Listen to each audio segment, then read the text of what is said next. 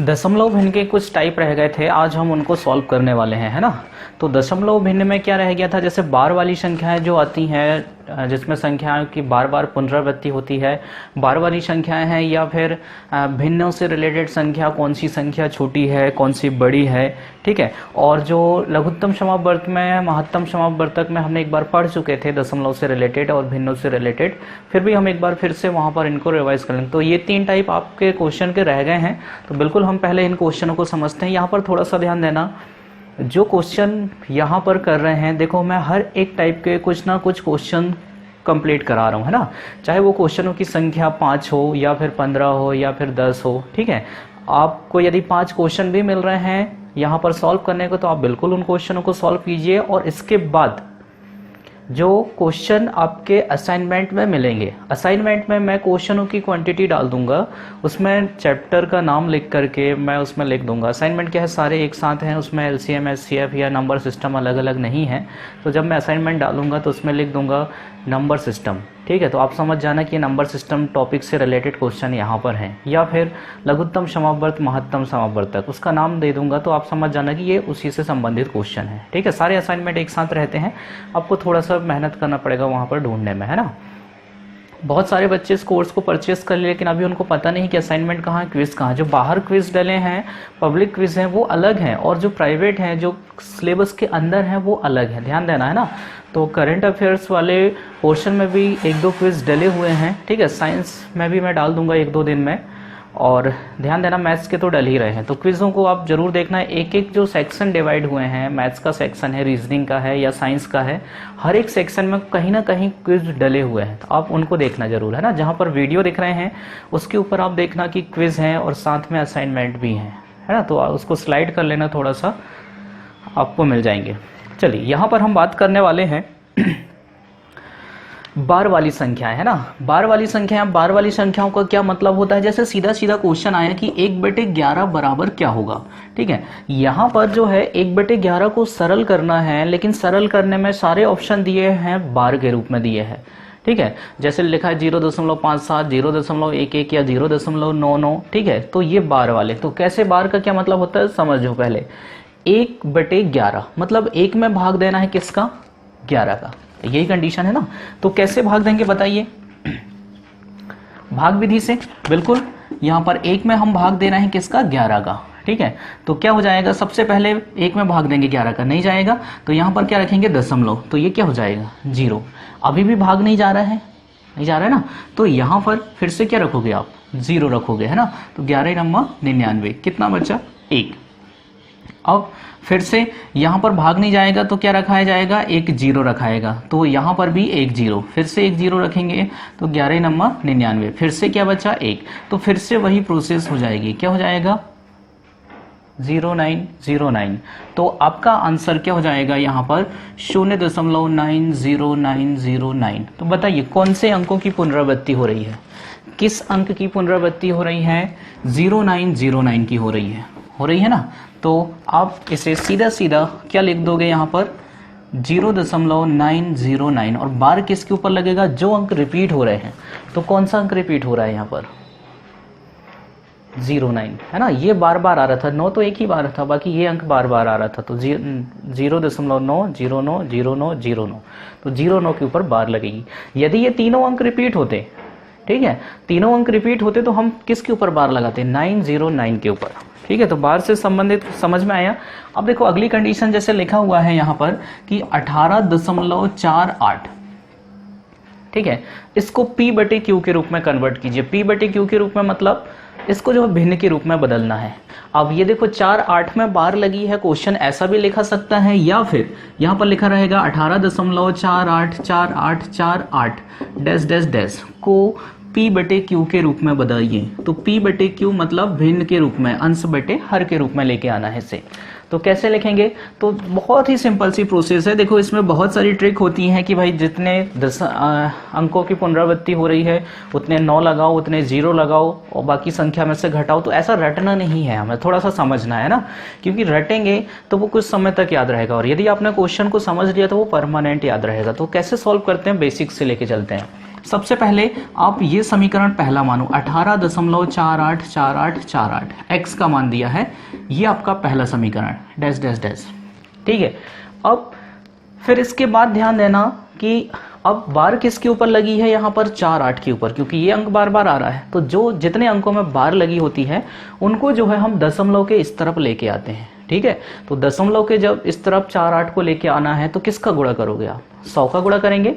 तो 100 का गुणा हम दोनों पक्षों में कर देते हैं। यहाँ पर 100 का गुणा करेंगे तो ये बन जाएगा 100x और ये क्या बन जाएगा 1848.4848 डैश डैश डैश आएगा ना। ये देखो जो 48 था, जो अंक रिपीट हो रहे थे उनको इस तरफ लेके आना था, तो 100 का गुणा कर दिए तो अंक दशमलव जो है 2 अंक और खसक गया। तो अब 2 समीकरण तैयार हो गए। तो सीधा सीधा सब में एक ही फंडा रहता है, समीकरण 2 - 1।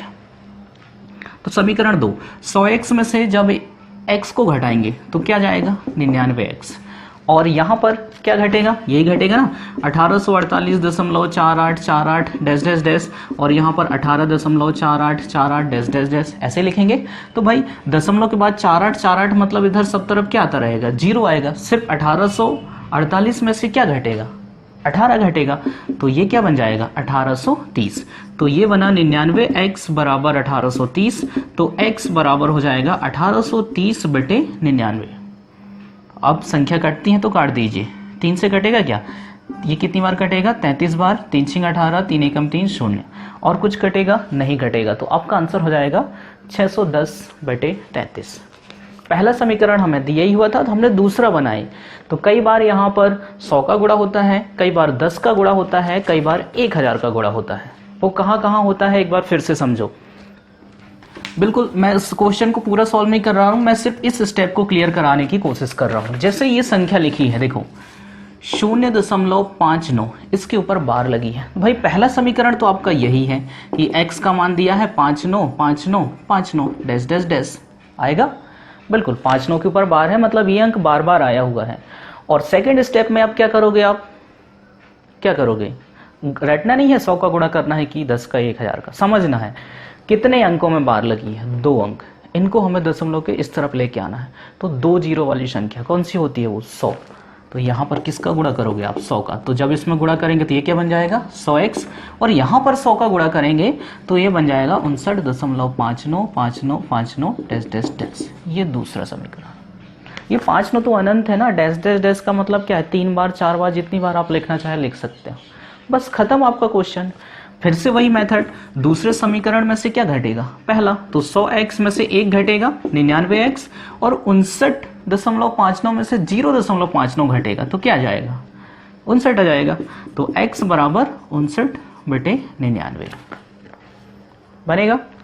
फिर से ट्राई करते हैं, देखो अगला क्वेश्चन यहीं पर समझा रहा हूं मैं, इसे देखना थोड़ा सा है ना, कॉन्सेंट्रेट करना। बिल्कुल सेम मेथड के सारे क्वेश्चन हैं, आप सिर्फ मेथड समझ गए तो ये कोई भी आंकड़े आपसे बन जाएंगे। जैसे अगला लिखा है 1.03, ठीक है, चलो इसको पहले और सरल रूप में करते हैं। ये लिखा है 1.3, 3 के ऊपर बार लगी है, ठीक है, मतलब 3 बार बार आया है। तो पहला समीकरण क्या दिया है, x बराबर क्या दिया है 1.3333, ये दिया है, ऐसे ही लिख सकते हैं हम इसे। अब दशमलव के बाद बार वाले कितने अंक हैं, 1, तो किसका गुणा करोगे, 1 जीरो वाली संख्या कौन सी हो जाएगी, वो 10। तो 10 का गुणा जब आप यहाँ करेंगे तो ये बन जाएगा 10x, और यहाँ पर आप जब 10 का गुणा करेंगे तो 1 3 इधर आ जाएगा, तो ये क्या बन जाएगा 13.333। समीकरण नंबर 2 खत्म क्वेश्चन। बस इतना ही तो समझना है, इसके बाद तो सब में एक ही प्रोसेस है। दूसरे समीकरण में से पहले को घटाना है, तो यहां पर भी क्या बन जाएगा समीकरण 2 - 1, 10x में से 1x घटेगा 9x, और 13 में से 1 घटेगा। भाई इधर तो सब 0 0 आएंगे ना, तो 12, तो x बराबर 12/9, यानी कितना 4/3। आंसर की जांच करना है, बिल्कुल आप 4 में 3 का भाग दो, ये आंकड़ा निकल के जाएगा। ये हमने तोड़ दिए इसे भिन्न के रूप में। फिर से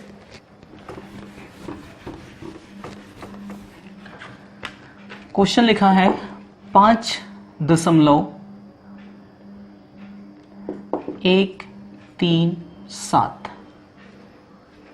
तो पहला समीकरण बताइए क्या बनेगा, x बराबर 5.137 137 137, ये पहला समीकरण।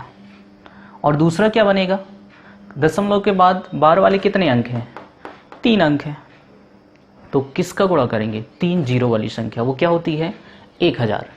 तो 1000 का गुणा जब आप यहाँ करोगे तो ये बन जाएगा 1000x, और यहाँ पर क्या हो जाएगा 137 इस तरफ आ जाएगा, तो ये बन जाएगा 5137.137 137 डैश डैश डैश दूसरा समीकरण। फिर से वही प्रोसेस, समीकरण 2 में से क्या घटेगा, 1 घटेगा, बस इतना समझना है। इसके बाद सब में समीकरण 2 - 1 2 - 1 की कंडीशन आ जाएगी, ठीक है। तो यहाँ पर 1000x में से जब आप 1x को घटाएंगे तो ये बन जाएगा 999x, और ये 5137 है, इसमें से क्या घटेगा, 5 घटेगा, तो ये बन जाएगा 5132।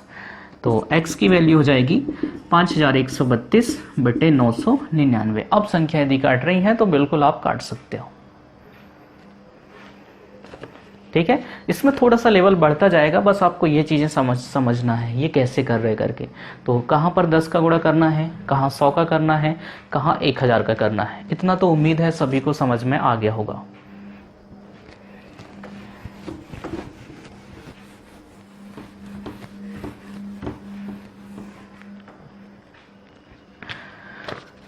अगला क्वेश्चन जैसे लिखा है 1.27 के ऊपर बार, इसे सरल करना है, तो बताइए क्या करेंगे हम इसे।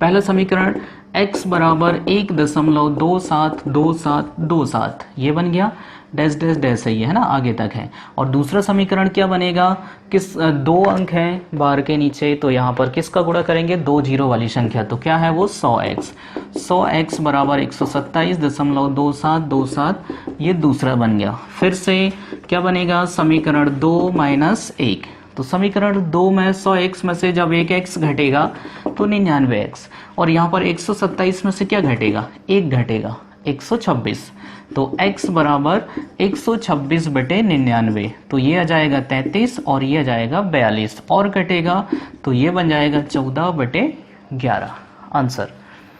नेक्स्ट अगला है 0.57, तो पहला समीकरण बताइए फटाफट। पहला समीकरण बनेगा x बराबर 0.575757 डैश डैश डैश, मतलब और भी आप लिख सकते हैं, पहला समीकरण। दूसरा क्या बन जाएगा बताइए, किसका गुणा करेंगे, दशमलव के बाद जो अंक हैं वो बार में दिए हुए हैं, है ना, तो इनको इस तरफ लेके आना है, तो किसका गुणा करोगे आप, 100 का गुणा करेंगे, तो 100x बराबर 57.575757, ये आ गया आपका दूसरा समीकरण। किसी को डाउट तो नहीं यहाँ पर कि 57 जो है दशमलव के पहले कैसे आ गया, भाई सीधा सा है, 0.57 है, जब आप इसमें 100 का गुणा करेंगे तो क्या बन जाएगा, ये ऐसे ही बनेगा ना 5700, देखो वो दशमलव के इस तरफ खसक गया।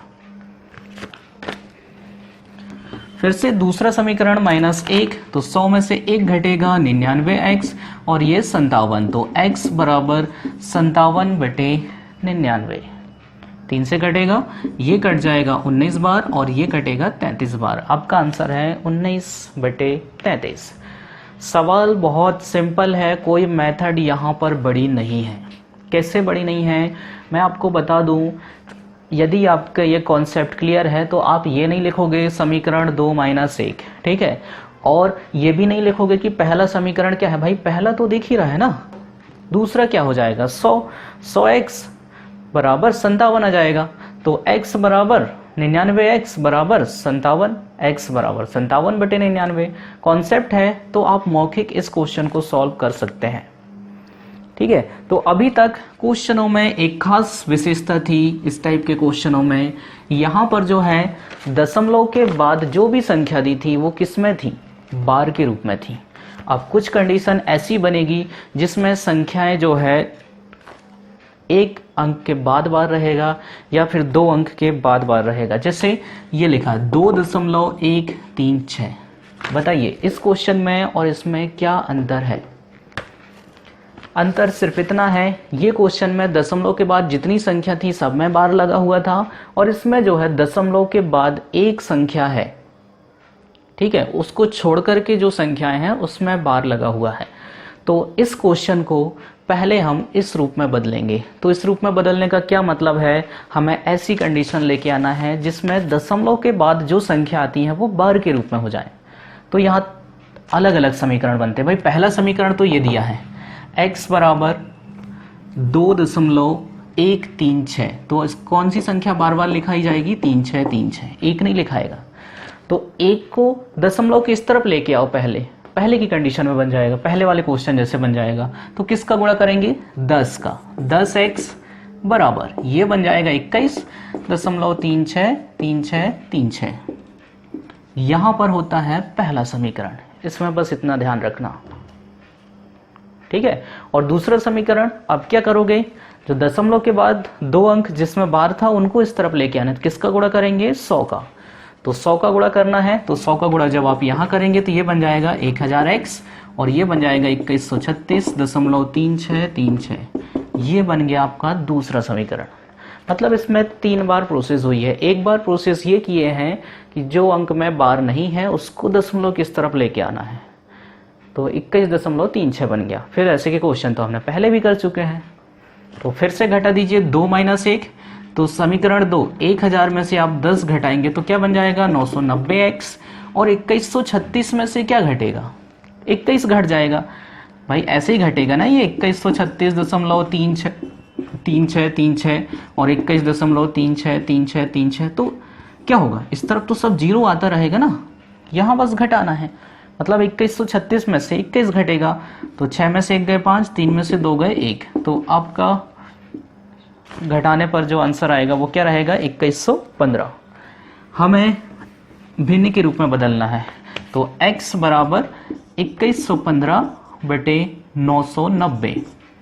अब यदि संख्या कटती है तो बिल्कुल काट सकते हैं आप। 3 से भाग दे दीजिए, 3 सत्ते 21, फिर 1 में भाग नहीं जाएगा 0, ये हो जाएगा 15, 3 पछे 15 और ये कितना हो जाएगा? 330। अभी भी 3 से चला जाएगा, तो 3 दूनी 6, 1 बचा, 3 तिया 9, 3 पछे 15, ये कितना हो जाएगा? 110। अब नहीं कटेगा ये, है ना। तो आपका आंसर यहां पर बन जाएगा 235/110। ये भिन्न के रूप में चेंज कर दिए।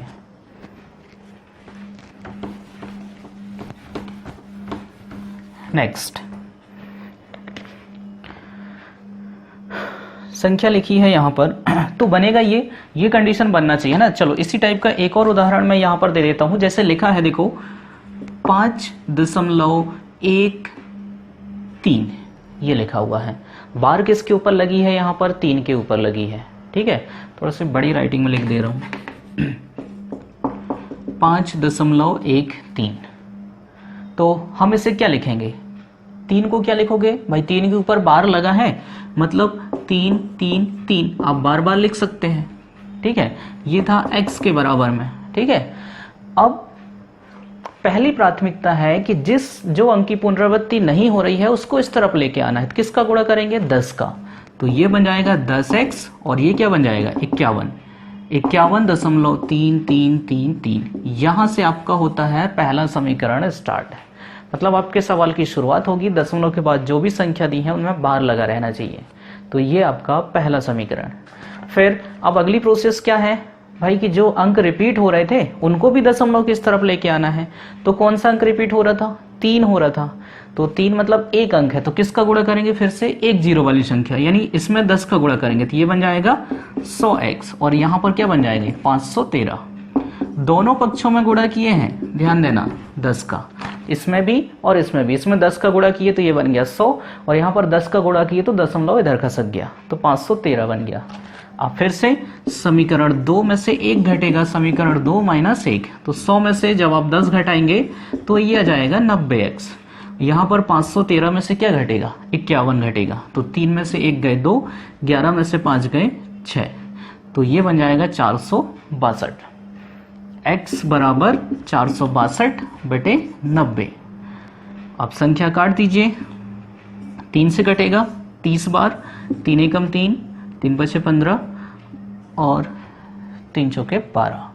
फिर से कट जाएगा, 3 से नहीं कटेगा, 154/30। अब यदि और कोई संख्या से ये कट रहा है तो बिल्कुल आप यहाँ पर काट सकते हैं। 2 से कट जाएगा, ये देखो अभी 2 सत्ते 14, 2 सत्ते 14 और ये 15, 77/15 आपका आंसर।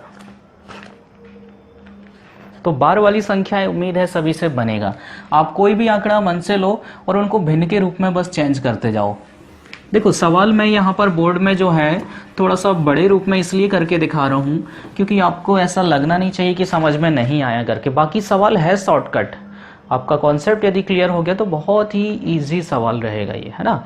इसलिए आप ये नहीं सोचना कि सवाल सर बहुत बड़ा जा रहा है करके, हम ट्रिक से सॉल्व करें। मैंने बताया ट्रिक से आप बिल्कुल सॉल्व करोगे, लेकिन कब भूल जाओ उसकी कोई गारंटी नहीं है।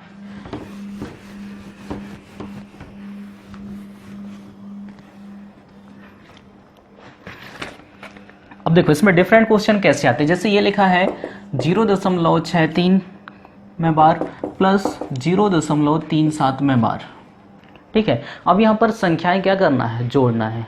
तो भिन्न वाली इनको आप भिन्न के रूप में भी लिख करके जोड़ सकते हो, या फिर जोड़ने घटाने से यदि ऐसे क्वेश्चन आ रहे हैं तो बिल्कुल सिंपल सा रहता है, संख्याओं को बार बार लिख दो, आपका आंसर आ जाएगा। जैसे 6-3 के ऊपर बार है तो 6-3 6-3 6-3 ये बार बार आया है।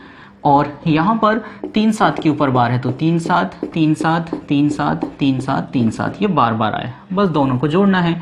7-3 10, 6-3 9 और 1 10, 7-3 10 और 1 11, 6-3 9 और 1 10, फिर 11, फिर 10 11 10 11 10, ये आएगा।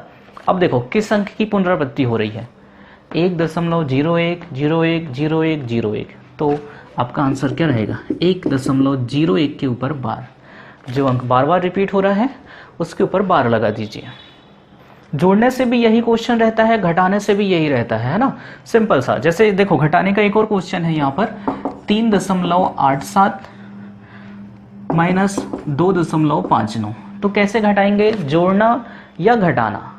संख्याओं को बार बार लिख दीजिए आप, ये लिख दिया हमने 3.87 87 87 87 ऐसे लिखेंगे। और क्या लिखोगे, 2.59 59 59 59, जितनी ज्यादा बार लिखोगे उतना क्लियर आपको समझ में आएगा, ठीक है। 3 से 4 बार लिख दीजिए संख्या जो पुनरावृत्ति हो रही है।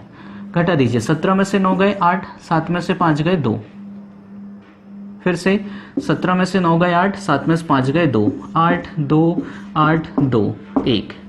तो क्या अंक कौन सा रिपीट हो रहा है बताओ, 2 8 2 8 2 8 बार बार आ रहा है। आपका आंसर रहेगा 1.28 के ऊपर बार। तो ये आपका आंसर है। तो ये बार का मतलब समझ में आया कि अंक जो है बार बार आ रहे हैं, बार बार उनकी पुनरावृत्ति हो रही है, ठीक है। और गुणे और भाग से यदि इनमें कोई क्वेश्चन आता है, ये तो प्लस और माइनस का हो गया। प्लस माइनस का कैसा करना है आपको, संख्याओं को बार बार लिखते जाइए। और गुणा भाग में क्या है, उनको भिन्न के रूप में चेंज कर दो, ठीक है। तो वो इजी हो जाता है, संख्या कट जाती है। देखो एक क्वेश्चन है गुणे का, जैसे यहाँ पर लिखा है 1.2, 2 के ऊपर बार लगी है और 0.03 के ऊपर बार लगी है। तो दोनों को पहले हम अलग अलग सॉल्व करते हैं, इसको भिन्न के रूप में निकालते हैं और इसको भी भिन्न के रूप में निकालते हैं। तो 1.2 को भिन्न के रूप में निकालेंगे तो ऐसे ही बनेगा 1.222 पहला समीकरण, और किसका गुणा करेंगे 10 का, तो ये 10x बराबर 12.222।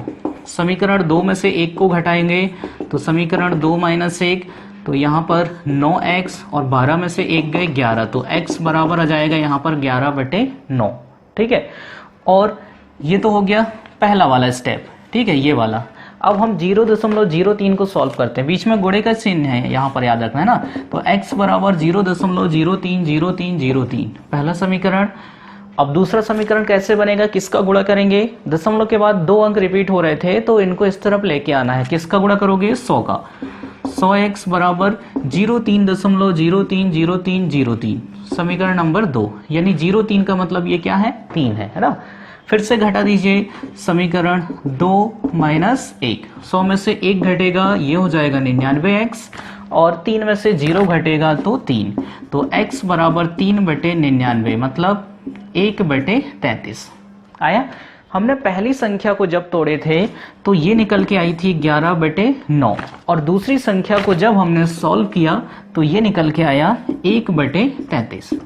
तो गुणा करना है, बीच में गुणे का चिन्ह है ना, ये देखो 11 तिया 33, तो आपका आंसर हो जाएगा 1/9 तिया 27। सिंपल। गुणा और भाग में यदि संख्याएं हैं तो आप उनको भिन्न के रूप में तोड़ के सॉल्व करो, और जोड़ना घटाना है तो संख्याओं को बार बार लिख करके आप जोड़ दो या घटा दो। तो ये थे बार वाले क्वेश्चन, ठीक है, दशमलव भिन्न में जो आते हैं। मैं बता दे रहा हूं दशमलव भिन्न में ये इंपॉर्टेंट टाइप है, बाकी तो सारे सिंपल हैं। आप सिंप्लीफिकेशन में भी उन्हीं को पढ़ोगे, नंबर सिस्टम में भी उन्हीं को पढ़ोगे, ठीक है। ये इंपॉर्टेंट टाइप था, इसलिए ये जरूर बनना चाहिए, कुछ बने ना बने। अब देखो भिन्नों से रिलेटेड कुछ क्वेश्चंस जो है वो लघुत्तम समापवर्त और महत्तम समापवर्तक से भी आते हैं। ये मैंने एक बार पढ़ा भी दिया है, फिर भी एक बार यहाँ पर हम कंसंट्रेट कर लेते हैं। तो सबसे पहले जैसे यहाँ पर कोई भी भिन्न दी है तो भिन्नों का लघुत्तम समापवर्त बताओ कैसे निकालते हैं। भिन्न का लघुत्तम समापवर्त निकालना है तो अंश का लघुत्तम समापवर्त बटे क्या होता है, हर का महत्तम समापवर्तक, ठीक है।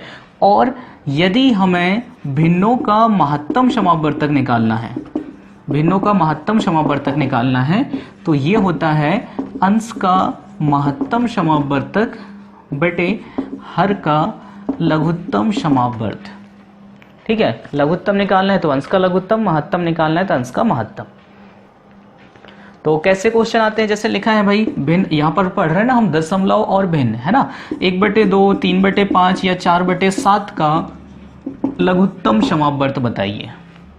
तो भिन्न संख्याएं हैं और भिन्नों का लघुत्तम कैसे निकालते, अंश का लघुत्तम, मतलब 1, 3 और 4, इनका क्या निकालना पड़ेगा, लघुत्तम।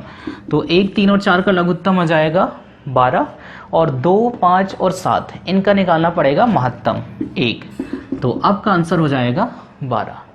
अब लघुत्तम समापवर्त कैसे निकालते हैं, महत्तम समापवर्तक कैसे निकालते हैं।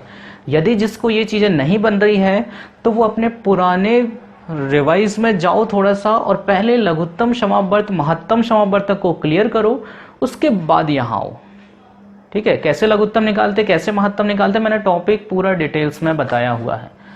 यदि आपको समझ में नहीं आ रहा 1, 3, 4 कैसे 12 आ गया, तो आप पहले टॉपिक को ओपन करो, इसके बाद इस वीडियो को प्ले करना।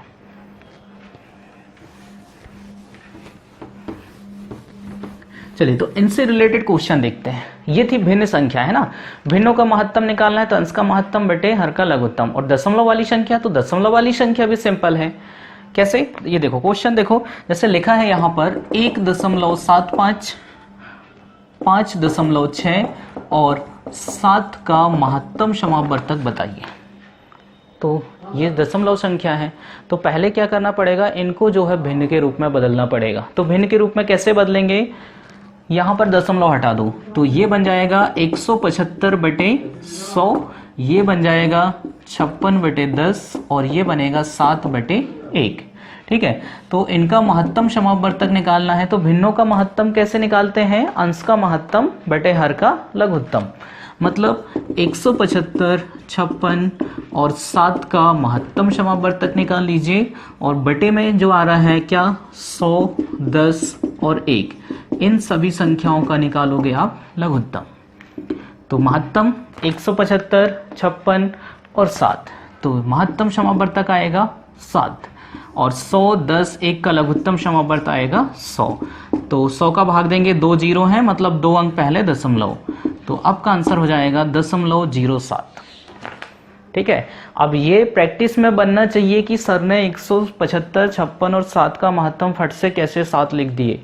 जितने क्वेश्चनों की आप प्रैक्टिस करोगे उतने बेहतर बनेगा, ठीक है। ये ऐसा नहीं है कि हर बार मैं वहीं पर गुणनखंड निकालूं इनके, इसके बाद हम उभयनिष्ठ देख रहे हैं, ऐसा नहीं है ना। थोड़ा सा प्रैक्टिस, भाई देख रहे हैं कि 175, 56 और 7 ये सभी किससे डिवाइड हो रही हैं, 7 से डिवाइड हो रही हैं, तो आपका महत्तम कितना आएगा 7। 100, 10, 1 इनका लघुत्तम कितना आएगा 100। छोटी छोटी संख्या जो सभी से विभाजित हो, इन सभी से विभाजित होने वाली संख्या क्या है? 100। आंसर। फिर से 1.08, 0.36 और 0.9 इन संख्याओं का भी निकालना है महत्तम समावर्तक। तो क्या करते हैं, पहले जो है संख्याओं को चेंज करना है, किस में? भिन्न में।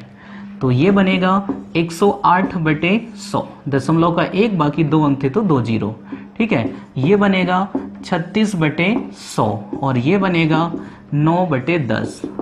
तो बन गई भिन्न संख्या। और भिन्नों का महत्तम कैसे निकालते हैं? अंश का महत्तम, यानी 108, 36 और 9 का महत्तम समावर्तक बटे 100, 100 और 10 का लघुत्तम समावर्त। तो 108, 36 और 9 इनका महत्तम समावर्तक आ जाएगा 9 और लघुत्तम समावर्त आएगा 100। तो अब का आंसर हो जाएगा 0.09। ऐसा नहीं रटना कि यहाँ 9 छोटी संख्या थी, सर ने 9 लिख दिए, यहाँ 7 थी 7 लिख दिए, हम भी कुछ भी लिख दें, ऐसा नहीं है ना। बिल्कुल आप महत्तम निकालो, उसके बाद सॉल्व करो। महत्तम निकालना, लघुत्तम निकालना मैंने ऑलरेडी बता दिया है। अब बार बार मैं उसी चीज़ को बताऊंगा तो फिर पढ़ाऊंगा कब, कोर्स कब खत्म होगा। तो इस चीज़ के लिए आप अलर्ट रहें। कोई भी ऐसी चीज़ नहीं रहेगी जो मैंने नहीं बताया है। बस प्राथमिकता ये है, आपको शुरू से पढ़ना है लास्ट तक। ऐसा नहीं बीच बीच में मन चाहे टॉपिक पढ़ लिए बाकी के छोड़ दिए। अब बिल्कुल आप पढ़ सकते हो, इसको पढ़ लो। आपने लघुत्तम महत्तम छोड़ा होगा तो ये नहीं बनेगा, कोई मतलब का नहीं। इसलिए सारी चीज़ें कंप्लीट करो।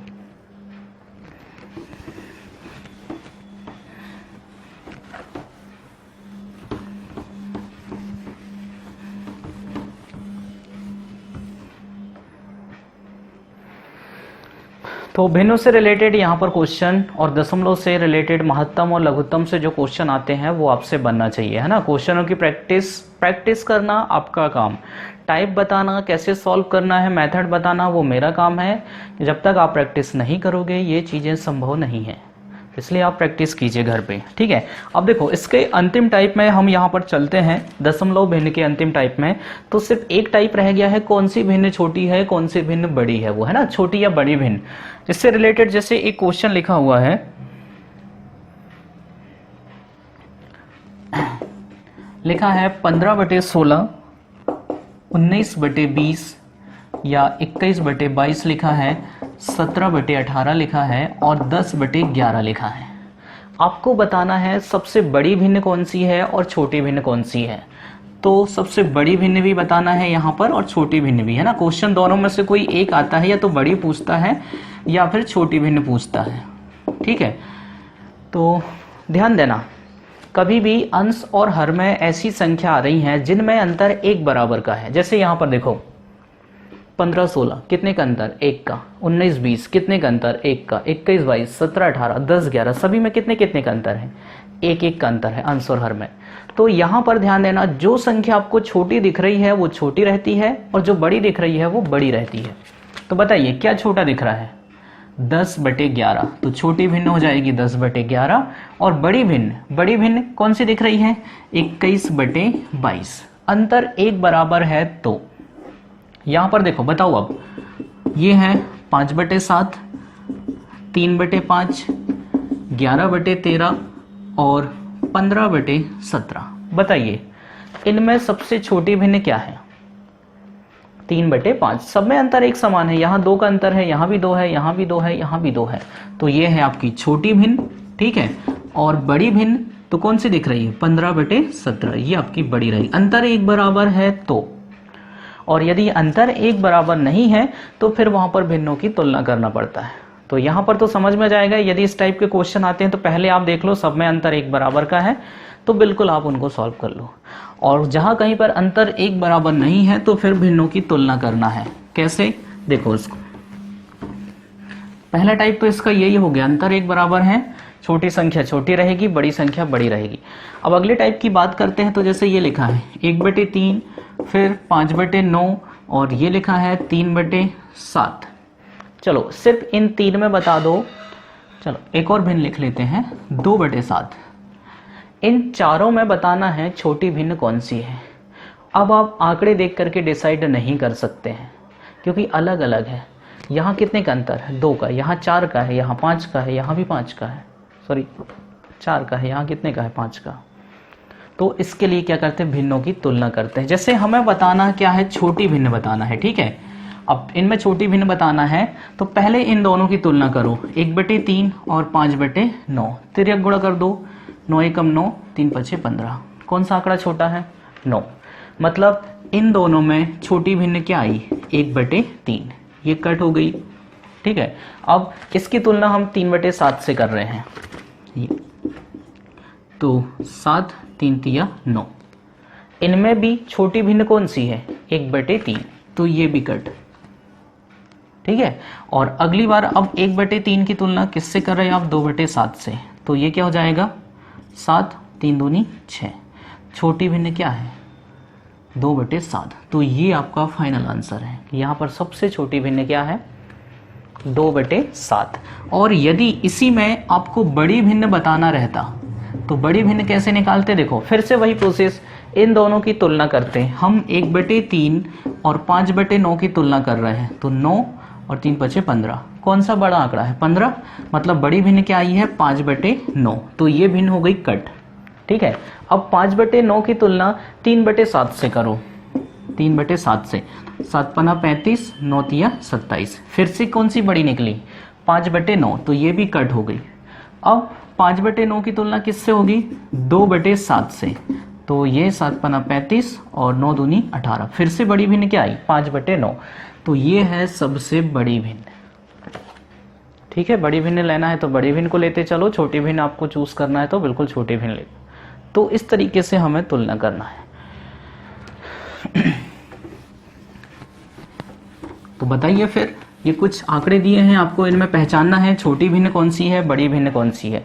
ऐसा भी कर सकते हैं और आप पॉइंट में भी कर सकते हैं, दशमलव में भी लेके आ सकते हैं मान, है ना। लेकिन उसमें क्या रहेगा, कुछ आंकड़े ऐसे आते हैं जो दशमलव में हम लगभग में लेके आते हैं और वो एकदम बिल्कुल आपसी के आंकड़े रहते हैं, बराबर के आंकड़े रहते हैं, है ना।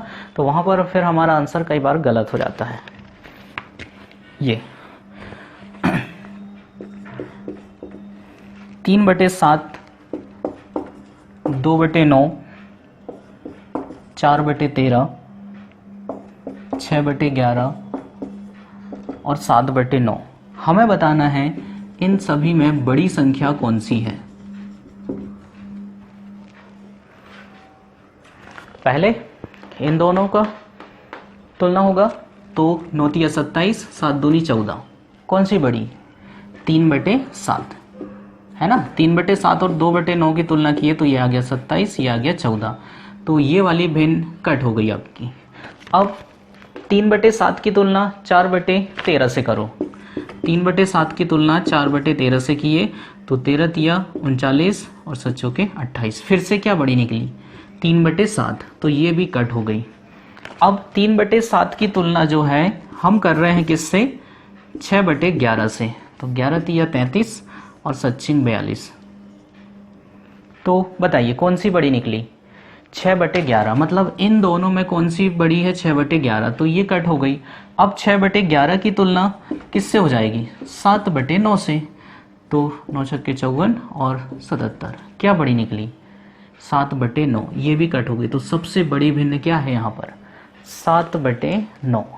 यदि छोटी भिन्न चूज करना रहता हम छोटी भिन्न को लेकर के सॉल्व करते रहते हैं। तो इस तरीके से ये क्वेश्चन कट किए जाते हैं। बिल्कुल आप परसेंटेज में भी चेंज करके कर सकते हैं, दशमलव में लेके आ जाओ, कोई दिक्कत नहीं है। यहाँ पर जैसे 3/7, अब आप इसको परसेंटेज में बदलेंगे या दशमलव में बदलेंगे तो 7 दशमलव, तो ये बन जाएगा 7 चौके 28, फिर 2 बचा, दशमलव 4 आया, 2/9। यहाँ पर भाग दिए तो क्या हो जाएगा? दशमलव रखेंगे, ये बन जाएगा 20, 9 दूनी 18, 9 दूनी 18, दशमलव 2, 4/13 को हमने सॉल्व किया तो 13 तिया 39, 1 बचा 0, ये 30 आया लगभग, है ना। 2 अंकों तक ले रहे हैं। 6/11, तो यहाँ पर दशमलव रखेंगे तो ये हो जाएगा 60, 11 पचे 55, 5 बचा, 11 चौके 44, 54 आया। और 7/9 को ले रहे हैं तो 9 7 63, कितना बचा? 7, फिर से 9 7 63। तो ये देखो सबसे बड़ी भिन्न क्या है 77 यानी 7/9, और यही तो अभी हमने लेके आया हुआ था। तो आप ऐसा भी चेंज कर सकते हो, भाग भी दे सकते हो। इसमें बस कंडीशन ये रहती है कि कई बार जैसे यहाँ पर 22 आया, यहाँ पर 23 आ गया, तो आप कंफ्यूज रहते हो कि एक एक अंक में डिसीजन लेना पड़ता है, तो फिर वहाँ पर आप भिन्नों की तुलना कर दो। अदरवाइज आपके पास दोनों मेथड हैं, आपको जो अच्छी लगे आप सॉल्व कर सकते हैं। ठीक है, तो यहाँ पर आपका जो है दशमलव भिन्न वाला टॉपिक समाप्त होता है, और बाकी के जो क्वेश्चन है यहाँ पर आपको स्क्रीन में दिख रहे हैं, बिल्कुल आप उन क्वेश्चनों को सॉल्व कीजिए, उसके बाद जो है अगले चैप्टर की तरफ बढ़िए।